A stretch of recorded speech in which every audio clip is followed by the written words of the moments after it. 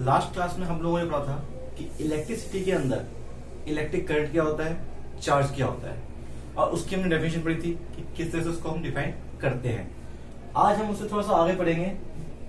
अब है हमारे पास next topic, that is electric circuit. Electric circuit क्या होता है? तो इलेक्ट्रिक सर्किट क्या है? एक पाथ है इलेक्ट्रिक करंट का, एक पाथ ऐसा इलेक्ट्रिक करंट का जहां से इलेक्ट्रिक करंट फ्लो कर रहा है, ठीक है, consisting some electrical device connected between terminals of cell और बैटरी। कोई बैटरी है या सेल है या जनरेटर हम मानते हैं, ऐसा कुछ भी होता है हमारे पास। तो उन सभी से जुड़े हुए कुछ डिवाइसेस जब होते हैं तो करंट उसमें पास करता है। फॉर एग्जाम्पल मैं बताता हूँ, यहाँ पे सपोज एक रफ डायग्राम बना रहा हूँ कि ये कोई बैटरी है, इससे एक वायर गया, यहाँ पे फ्रिज लग गया, इससे एक वायर गया, यहाँ पे टीवी लग गया, यहाँ पे एक वायर गया, यहाँ पे एक बल्ब लग गया, और वो कनेक्ट होकर वापस आ गया। ये बैटरी हो सकती है, इन्वर्टर की बैटरी हो सकती है आपके, या किसी चीज की बैटरी हो सकती है। तो करंट यहाँ से फ्लो कर रहा है इस तरह से, और ये वापस आ रहा है, ठीक है। तो इस तरह से जब करंट फ्लो करता है तो इस टाइप की पाथ को हम बोलते हैं electric circuit. But electric circuit को ड्रॉ करना थोड़ा सा मुश्किल होता है, बिकॉज आप फ्रिज की जगह फ्रिज नहीं बनाते, कोई एसी की जगह एसी नहीं बनाते, या अगर बल्ब है तो बल्ब को ड्रॉ करके नहीं दिखाओगे, बैटरी को पूरा दिखाओगे नहीं कि ल्यूमिनस की बैटरी है, एक्साइड की बैटरी है, इन्वर्टर कौन सा है, वो तो शो नहीं करोगे ना। तो बेसिकली इसको ड्रॉ करना थोड़ा सा मुश्किल होता है। तो इसी को इजी करने के लिए हम यूज करते हैं सर्किट डायग्राम। अब सर्किट डायग्राम क्या होता है बेसिकली?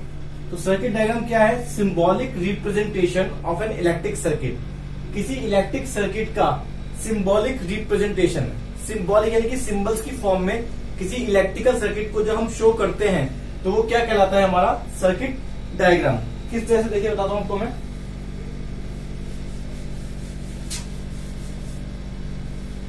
फॉर एग्जाम्पल में यहां बात करते हैं,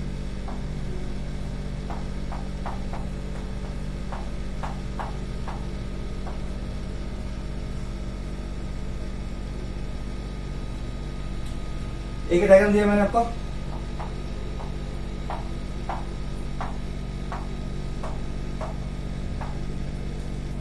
यहां हमने देखा करंट फ्लो कर रहा है, करंट यहां से गया, इस तरह से चलते जा रहा है और ये वापस आया। ये सिंबल है बैटरी का। अब आप कहेंगे कि हमको सिंबल्स कैसे पता होंगे? आपकी एनसीईआरटी की बुक्स के अंदर एक टेबल दी हुई है जिसमें सिंबल्स बताए गए हैं आपको। कुछ सिंबल मैंने यहाँ ड्रॉ किए हैं। फॉर एग्जाम्पल ये है सेल का, एक सिंगल सेल का सिंबल। जब एक से ज्यादा सेल कंबाइंड होना, सॉरी, जब एक या दो या तीन सेल जब कंबाइंड हो जाते हैं, एक साथ जुड़े जाते हैं, तो उससे बनती है बैटरी। तो ये बैटरी का सिंबल है। यहाँ पे अगर 1 2 3 इस बैटरी को देखें हम, तो ये 3 सेल की बैटरी है, बिकॉज यहाँ पे 1 2 3 लाइन्स दिख रही है आपको। ये लाइन्स शो करती हैं नंबर ऑफ सेल्स। इसके बाद ये सिंबल है रेजिस्टेंस का। रेजिस्टेंस क्या होता है अभी आपको नहीं पता, बट एक रेजिस्टेंस एक ऐसी चीज है, ऐसा डिवाइस कर सकते हो, कुछ भी एक ऐसा अप्लायंस कर सकते हो जिसमें से करंट फ्लो नहीं हो पाता, मतलब करंट को रोकने की प्रॉपर्टी जो होती है वो रेजिस्टेंस होती है, वो आपको आगे बताया जाएगा। ये एक सिंबल है जहाँ पे अगर कोई वायर कनेक्ट होते हैं तो ये ज्वाइंट वायर है कि वायर यहाँ पे जुड़ गया, ये दो वायर से एक दूसरे के ऊपर जा रहा है, बट इसमें ये वायर इस वायर को टच नहीं कर रहा। ये की है, दोनों सिंबल होते हैं की के, ये भी और ये भी। ये की ओपन है। ओपन की का मतलब है कि स्विच ऑफ है, यानी कि जैसे मान लीजिए अभी मैं लाइट ऑफ कर दूं, तो लाइट ऑफ करने के टाइम में स्विच ऊपर कर दूंगा, ऑफ कर दूंगा, तो ऑफ का मतलब क्या है? ये की ओपन हो गई। ओपन का मतलब इनका सर्किट खत्म हो गया।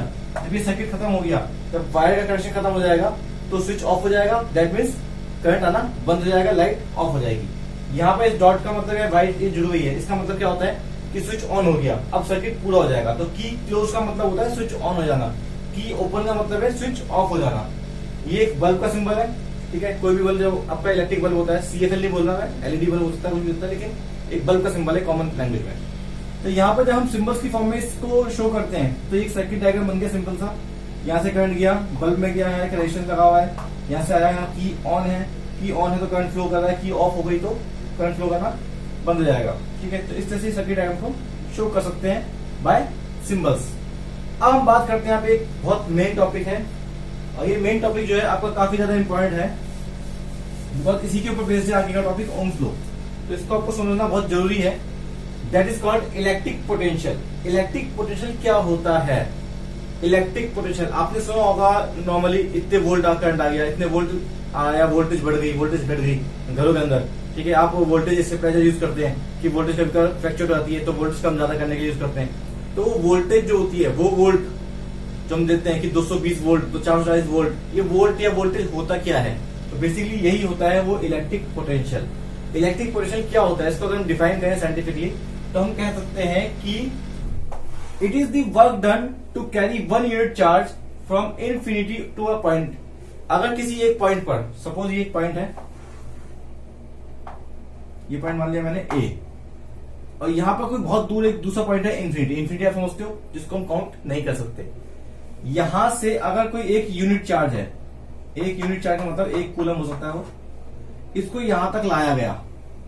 अब यहां तक लाने में जब भी कोई चार्ज को लेके जाओगे, फॉर एग्जांपल ये चार्ज है, इसको मैं यहां से यहां तक लेके गया, तो यहां से यहां तक लाने में कुछ ना कुछ तो वर्क करूंगा मैं। तो वही वर्क क्या कहलाता है इस पॉइंट के लिए, इसका इलेक्ट्रिक पोटेंशियल। कि एक यूनिट चार्ज को इन्फिनिटी से उस पॉइंट तक लाने के लिए जितना भी वर्क किया जाए वो वर्क किसके इक्वल होगा, उस इलेक्ट्रिकल पोटेंशियल के उस पॉइंट पर। सेम चीज यहां पर आती है पोटेंशियल डिफरेंस। पोटेंशियल डिफरेंस क्या होता है कि जब दो पॉइंट्स के बीच में बात की जाए, ये पॉइंट है मान लो P और ये पॉइंट है Q, यहां पर इन्फिनिटी की बात नहीं कर रहे हम, सिर्फ दो पॉइंट्स के बीच की बात कर रहे हैं। तो यहां पे होता है ये कि it is work done to carry 1 unit charge from 1 point to another. यहां पर हम इन्फिनिटी से यहां तक लाए थे तो एक पॉइंट का निकला था पोटेंशियल, बट जब एक पॉइंट से दूसरे पॉइंट तक लाएंगे, यहां पर एक कूलम चार्ज रखा हुआ है, इस चार्ज को यहां तक लाए, तो यहां से यहां तक लाने में जितना वर्क किया गया वो वर्क इन दोनों पॉइंट्स के बीच का पोटेंशियल डिफरेंस कहलाएगा। इलेक्ट्रिक पोटेंशियल नहीं कहलाएगा वो क्या कहलाएगा, पोटेंशियल डिफरेंस। इलेक्ट्रिक पोटेंशियल कब होता है, जब इन्फिनिटी से वर्क होता है एक पॉइंट तक, और अगर एक पॉइंट से दूसरे पॉइंट तक हो रहा है तो वो पोटेंशियल डिफरेंस बन जाएगा। ठीक है, इस चीज को प्लीज थोड़ा सा ध्यान रखना कि अगर इन्फिनिटी से चार्ज आ रहा है एक पॉइंट तक तो वो इलेक्ट्रिक पोटेंशियल है, बट अगर एक पॉइंट से दूसरे पॉइंट तक जा रहा है तो वो पोटेंशियल डिफरेंस है। थोड़ा सा और एक्सप्लेन करता हूं। ये पॉइंट इन्फिनिटी है, ये पॉइंट ए है और इसके आगे पॉइंट है बी। मैं बोलता हूं कि इन्फिनिटी से यहां तक आने में काम किया गया 20 जूल, 20 जूल का वर्क हुआ, और यहां से यहां तक आने में काम किया गया 25 जूल। ठीक है, यहां से यहां तक लाने में कितना वर्क हुआ, 20 जूल, और यहां से यहां तक अगर लाएंगे तो कितना होगा, 25 जूल। तो यहां से यहां तक में देखें तो कितना आ गया, सिर्फ 5 जूल आया। तो यहां से यहां तक का इलेक्ट्रिक पोटेंशियल 20 जूल, यहां से यहां तक का इलेक्ट्रिक पोटेंशियल 25 जूल, और दोनों को माइनस कर लें तो पोटेंशियल का डिफरेंस कितना आ गया, 5 जूल। तो वही पोटेंशियल डिफरेंस भी बन सकता है, या फिर ये भी कह सकते हैं कि यहां से यहां तक लाने में कितना वर्क हुआ, 5 जूल, तो भी हो जाएगा। तो बात एक ही आती है, कान को आप यहां से पकड़ो या यहां से घुमा के पकड़ो, लेकिन हमको करना कान ही है। अब हम बात करते हैं इलेक्ट्रिक पोटेंशियल कर लिया हमने, इलेक्ट्रिक पोटेंशियल डिफरेंस कर लिया। इनको हम एक्सप्रेस कैसे करते हैं, इनका फॉर्मूला क्या होता है, इनकी ऐसा ही यूनिट क्या होती है। तो इलेक्ट्रिक पोटेंशियल या पोटेंशियल डिफरेंस दोनों को ही हम V से डिनोट करते हैं, V। ठीक है, V से डिनोट किया जाता है, V is equal to W upon Q। V क्या है हमारा, potential difference, W that is work, और Q मीन्स चार्ज। इसको हम V से डिनोट करेंगे। इसकी ऐसा यूनिट होती है वोल्ट, अभी आपको मैंने बताया था वोल्ट, वोल्टेज वही। तो वोल्ट इसकी ऐसा यूनिट है, 1 volt is equal to work की यूनिट जूल, कूलम चार्ज की कूलम। तो 1 volt is equal to 1 joule और 1 कूलम। तो अगर हम 1 वोल्ट को डिफाइन करें, मैंने आपको लास्ट क्लास में बताया था कि किसी भी यूनिट को डिफाइन करने के लिए उसका फॉर्मूला पता हो, हम डिफाइन कर लेते हैं। तो यहां पर हमको पता है कि 1 वोल्ट का फॉर्मूला है 1 जूल अपॉन 1 कूलम। तो हम कह सकते हैं 1 वोल्ट, ठीक है, potential difference is said to be done when 1 joule work is done to carry 1 coulomb charge from 1 point to another. अगर एक पॉइंट से दूसरे पॉइंट तक 1 कूलम चार्ज को लाने में 1 जूल वर्क ही किया जाता है, तो हम उन दोनों पॉइंट्स के बीच का पोटेंशियल डिफरेंस 1 वोल्ट एज्यूम करेंगे या मानेंगे। एक पॉइंट है, वहां से लाने में दूसरे पॉइंट तक 1 जूल काम किया गया 1 कूलम को, तो 1 कूलम को लाने में 1 जूल वर्क हुआ, तो पोटेंशियल डिफरेंस कितना बन गया उनका, 1 वोल्ट। इस तरह से हम 1 वोल्ट को डिफाइन कर सकते हैं। तो कोई भी डेफिनेशन हो, उसको डिफाइन करने के लिए हमें उसका फॉर्मूला पता होना चाहिए, उसको हम इजिली डिफाइन कर सकते हैं। अब हम बताएंगे कि यहाँ पर की जो वोल्टेज होती है, पोटेंशियल डिफरेंस होता है, या हमने लास्ट क्लास में पढ़ा था करंट, इन सभी को हम बोलते हैं कि इतने एम्पियर करंट है या इतने वोल्टेज है। तो हमको कैसे पता कि कितना है, तो उनको मेजर करने के लिए कुछ ना कुछ इंस्ट्रूमेंट यूज करने चाहिए। वही इंस्ट्रूमेंट कौन से होते हैं वो आपको बताएंगे हम, ठीक है। तो आप इसको देखिए, कोई डाउट होता है तो बताइएगा।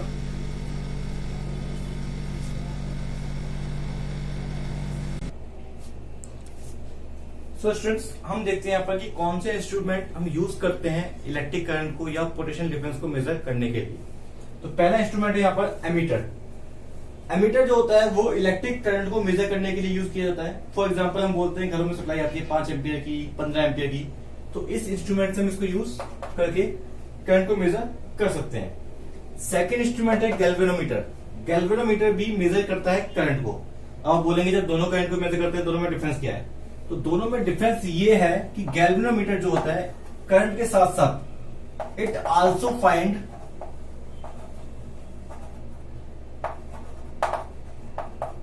Direction of current.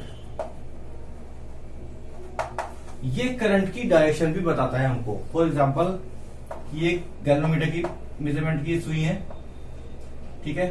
अगर मान लो करंट इधर गया और ये सुई इधर की तरफ डिफ्लेक्ट हो गई, करंट इधर जाता है तो सुई इधर की तरफ डिफ्लेक्ट हो जाती है। तो ये आपको मेजरमेंट भी करता है और ये भी बताता है कि करंट किस डायरेक्शन में फ्लो कर रहा है। बट एक बात है यहाँ पर कि ये जो होता है ये स्मॉल करंट को मेजर करता है, बहुत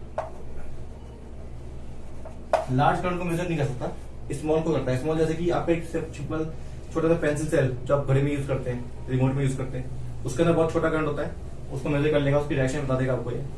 और एमीटर जनरली यूज करते हैं हम लार्ज करंट को मेजर करने के लिए, ठीक है। अब नेक्स्ट आता है हमारा वोल्ट मीटर। वोल्ट मीटर जो होता है पोटेंशियल डिफरेंस को मेजर करता है, कितना इलेक्ट्रिक पोटेंशियल है, कितना इलेक्ट्रिक पोटेंशियल डिफरेंस है, उसको मेजर करने के लिए हम वोल्ट मीटर यूज करते हैं। दोनों में एक खास बात क्या होती है कि जब ये दोनों यूज की जाते हैं, इनको हम यूज करते हैं इन सीरीज कॉम्बिनेशन और इसको यूज करते हैं हम इन पैरेलल कॉम्बिनेशन। सीरीज और पैरेलल क्या होते हैं वो आपको भी फर्दर बताया जाएगा, अभी फिलहाल आपको नहीं देखना कि क्या होता है। बट सीरीज क्या होता है, एक के बाद एक लगते हैं, और पैरेलल क्या होते हैं, अलग अलग वायर्स में होते हैं। इतना लगेगा अभी आपको आगे बताया जाएगा फर्दर किस तरह से वो कॉम्बिनेशन बनता है। तो इनको यूज करते हैं हम सीरीज कॉम्बिनेशन में, इनको करते हैं पैरेलल में। क्यों करते हैं वो आपको जब आपको सीरीज और पैरेलल बताऊंगा तब आपको मैं बताऊंगा कि इनको यूज क्यों किया जाता है सीरीज में या पैरेलल में। एक चीज जो आपको मैं बताना भूल गया, सॉरी, इलेक्ट्रिक करंट की direction, direction of electric current.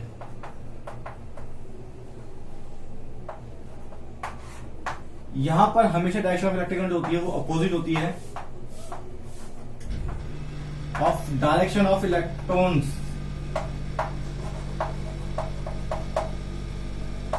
ये चीज ध्यान रखना कि अगर इलेक्ट्रॉन्स इस डायरेक्शन में फ्लो कर रहे हैं तो इलेक्ट्रिक करंट उसके अपोजिट डायरेक्शन में फ्लो करता है हमेशा। इस चीज को आपको माइंड में रखना पड़ेगा, ठीक है। ये आपका नेक्स्ट चैप्टर में आपको काम आएगा। तो डायरेक्शन ऑफ इलेक्ट्रॉन्स जो होते हैं, ठीक है, वो अपोजिट होते हैं डायरेक्शन ऑफ इलेक्ट्रिक करंट के। या हम कह सकते हैं कि दोनों की डायरेक्शन बिल्कुल जस्ट अपोजिट होती है। अगर इलेक्ट्रॉन यहां जाएगा तो इलेक्ट्रिक करंट इधर जाएगा। इस तरह से उनकी डायरेक्शन सेट कर सकते हैं, ठीक है। बैटरी के अंदर जो करंट निकलता है, ये लंबा वाला हिस्सा पॉजिटिव होता है, नेगेटिव में होता है, पॉजिटिव से निकलता है और नेगेटिव में एंटर करता है। इस चीज को भी आप थोड़ा माइंड में रखिएगा, ठीक है। तो आज का टॉपिक हम यही खत्म करते हैं। अगर कोई डाउट है तो प्लीज मुझे कमेंट करके बताइएगा। अगर डाउट नहीं है तो आपको कहूंगा कि एनसीईआरटी से फॉलो कीजिए, एनसीईआरटी रीड आउट कीजिए। अगर कोई टॉपिक छूट गया है या कोई टॉपिक आपको समझ में नहीं आता तो प्लीज मुझे कमेंट कीजिएगा, मैं आपको एक्सप्लेन करूंगा। अगर समझ में आ गया है तो प्लीज वीडियो को लाइक कीजिएगा, शेयर कीजिएगा और चैनल को सब्सक्राइब कीजिए अगर नहीं किया गया है तो। Thank you.